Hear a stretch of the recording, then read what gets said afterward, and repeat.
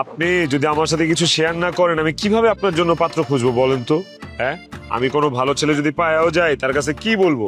নোমান সাহেবের ভাগ্নি লুবনা, তার বাপ নাই মা নাই, সেটা এতিম, মামার কাছে থাকে, আমার মতো একটা ড্রাইভার পালে, এগুলো বলবো?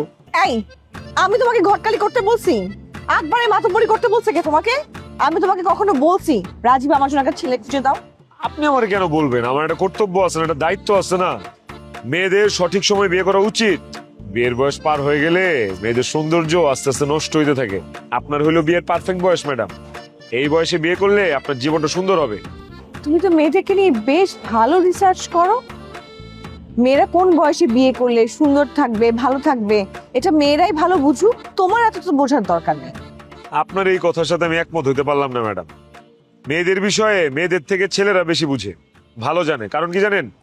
একজন প্রাপ্তবয়স্ক ছেলে সারাদিন শুধু মেয়েদেরকে নিয়ে পড়ে থাকে।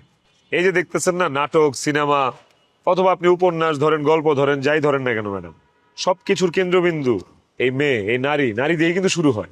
নারী ছাড়া আর কোনো বিষয় নিয়ে কেউ চিন্তা করে এরকম পুরুষ আমার জানা মতে নাই। এই, তুমি ড্রাইভারের চাকরিটা আসলেই ছেড়ে দাও তো, আসলেই ছেড়ে দাও। তুমি আমার সাথে কি নিয়ে কথা বলতেছো একবার ভেবে দেখছো? তো সাহস তুমি কি করে পাও? অবশ্য এখানে আমারও দোষ আছে। আমি তোমাকে অনেক বেশি প্রিভিলেজ দিচ্ছি, যার কারণে তুমি আমাকে পেয়ে বসছো, আমাকে বন্ধু ভাবা শুরু করছো।